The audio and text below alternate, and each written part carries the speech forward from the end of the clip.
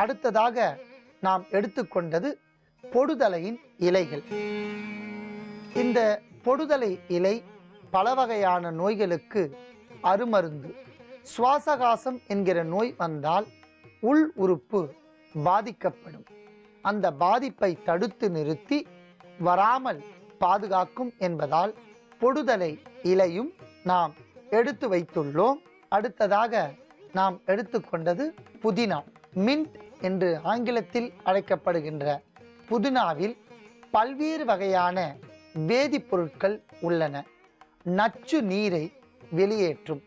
சுவாசகாசத்தால் ஏற்படுகின்ற மூச்சிரைப்பு, அப்பொழுது வெளிவருகின்ற சளி ஒரு இளமஞ்சள் வண்ணத்தில் வெளியேறும்.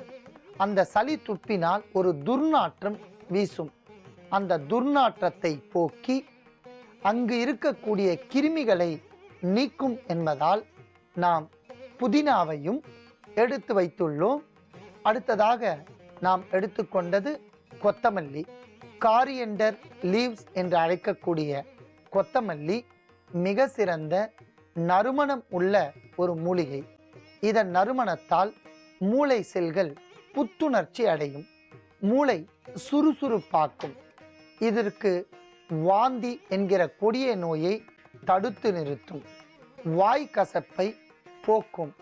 உள் வேக்காடு என்று சொல்லக்கூடிய உள் அனலை நீக்கி காச நோய் மற்றும் சுவாசகாசம், மார்புச்சளி வராமல் பாதுகாக்கும் என்பதால் நாம் கொத்தமல்லியும் எடுத்து வைத்துள்ளோம். அடுத்ததாக நாம் எடுத்துக்கொண்டது மிளகு. மிளகு பல்வேறு வகையான நோய்களுக்கு அருமருந்து.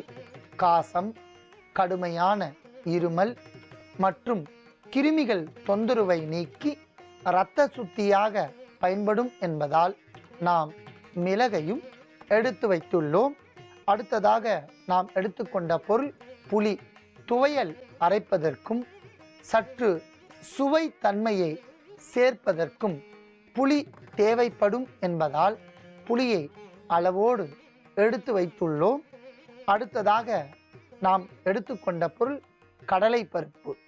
கடலைப்பருப்பு ஒரு காரத்தன்மையை ஏற்படுத்தி நார்ச்சத்து இருப்பதால் கடலை பருப்பையும் எடுத்து வைத்துள்ளோம். அடுத்ததாக நாம் எடுத்துக்கொண்ட பொருள் உளுந்து. அன்பான நேயர்களே, உளுந்து இடுப்பு எலும்பை பலப்படுத்தும். காசநோய் வராமல் தடுத்து நிறுத்தி அதற்கு ஃபைபர் சத்து இருப்பதால் நாம் உளுந்தையும் எடுத்து வைத்துள்ளோம். அடுத்ததாக நாம் எடுத்துக்கொண்ட பொருள் காய்ந்த மிளகாய். துவையலுக்கு காரத்தன்மை தேவைப்படுவதாலும் அளவோடு பயன்படுத்தினால் நன்மை என்பதால் காய்ந்த மிளகாய் வற்றலையும் எடுத்து வைத்துள்ளோம். அடுத்ததாக நாம் எடுத்துக்கொண்ட பொருள் நல்லெண்ணெய். நல்லெண்ணெய் மிகுந்த உரச்சத்து உள்ள ஒரு பொருள். உடலுக்கு உரமாக பயன்படும். இதுக்கு மேல என்ன சொல்ல போற? சொல்றதுக்கு வேற ஏதாவது போய் இருந்தா சொல்லிடு. அவதான் என்ன ஏமாத்தி எல்லாத்தையும் என்கிட்ட இருந்து பறிச்சிட்டான்னு பார்த்தா நீயும் இப்போ அதே தான் பண்ணிருக்க. ஏன் ஆலியா, ஏன் இப்படி பண்ண? இந்த உலகத்துல பாட்டிக்கு அப்புறம் நான் யார் மேலேயாவது உயிரியே வச்சிருக்கேன்னா அது ஊ மேலதான் உனக்கு தெரியாதா? ஏன் இப்படி பண்ண ஆலியா? உனக்கு காசு பணம் அவ்வளவு முக்கியமா போயிடுச்சு. அதுக்காக நம்ம உறவை கூட மறந்துடுவியா?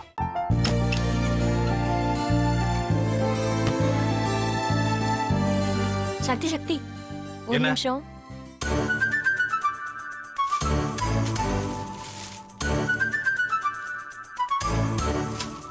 இந்தாங்க. என்ன இது? உங்களுக்கு பிடிச்ச பிராண்ட் செப்பல். இது என்ன, நான் தலையில வச்சுட்டு தூங்கணுமா? சரி, அதை விடுங்க. இங்க பாத்தீங்களா, டைம் பீஸ். இதோட அலாரம்க்கு தான் நீங்க டெய்லி எந்திரிக்கணும். அதெல்லாம் என் மொபைல்ல இருக்கு. முத்து, முத்து, என்னடி இவன் முத்துன்னு ஒருத்தைய உருவாக்கி விட்டான்? செல்வியை மறப்பான்னு பார்த்தா எப்ப பார்த்தாலும் முத்து முத்துன்னு கூப்பிட்டு இருக்கான். முத்துவ கூப்பிட மட்டுமா செய்யறான்? முத்துவ வச்சு என்னென்னமோ செய்யறான். நாம தான் இழிச்சவாய் மாதிரி வேடிக்கை பார்த்துட்டு இருக்கோம். என்ன முறைச்சு என்ன பிரயோஜனமாயா? உனக்கு வேற குரல் போயிடுச்சு. அடுத்து அவ செல்வியை கூப்பிட்டானா என்ன பண்ண போற? என்னுடைய விருப்பப்படியே நீ ராமநாத வீட்டு மருமகளா வாழப் போற. கண்டிப்பா என்னுடைய ஸ்தானத்திலிருந்து அவன் உன்னை நல்லா பார்த்துக்குவான் அம்மா. டேய், அவரை பத்தி தான் உனக்கு தெரியும்ல.